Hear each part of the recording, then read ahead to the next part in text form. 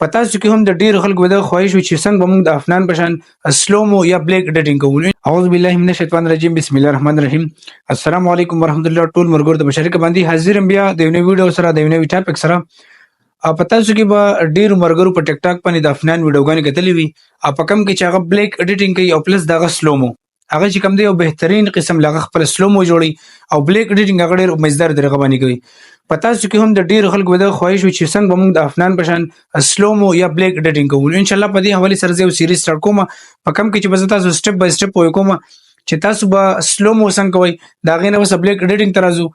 ان شاء الله ټوټل په هر یو طریقه باندې پوي کوم چې تاسو بالکل هم سیم ټو سیم د افنان پشان ویډیوګان ځل څنګه تیارول شي. نو زما سره اوسه مخکې په دې ویډیو کې ان شاء الله په نننۍ ویډیو کې بس تاسو بلیک ایډیټینګ پلس بیک ګراوند موږ څنګه بلر کوو دغه طریقې کار ورته خېمه. نو زما سره اوسه مخکې ویډیو کې ویډیو مسکپ کوي، کله چې تاسو ویډیو سکپ کوي په دغه طریقې کار باندې صحیح پوي نه شي، کله چې تاسو ایډیټینګ هغه شان خوندور نه څنګه چې د افنان ایډیټینګ دی. نو زما سره اوسه مخکې ویډیو کې سټپ بای سټپ پوي کوم چې څنګه تاسو بلیک ایډیټینګ کوي پلس دغه سر چې کوم دی بیک ګراوند بسنګ بلر کوو دا ټول طریقې کار د خېمه. نو زه سکرین شاټ